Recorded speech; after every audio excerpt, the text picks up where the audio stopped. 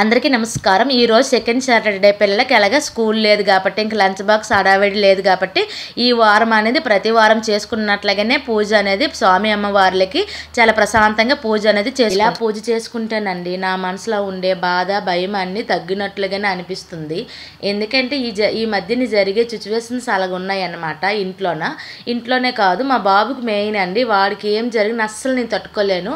అలాంటిది స్కూల్కి అయితే వెళ్ళాడు కదా, వాడు అనేది ఇంకా స్కూల్లో పడిపోగానే చెయ్యి అనేది బాగా వాచిపోయిన చెయ్యికి చూడగానే చాలా భయం వేసింది. ఏం చేయాలో కూడా అర్థం కాలేదు. వెంటనే హాస్పిటల్కి అయితే పట్టుకొని వెళ్ళగానే ఇంకా ఎక్స్రే అవన్నీ కూడా తీసారా. దాంట్లోనైతే లైట్గా క్రాక్ అయితే వచ్చిందని చెప్పారు. ఇంకా మెడిసిన్ వల్ల తగ్గిపోద్దులండి.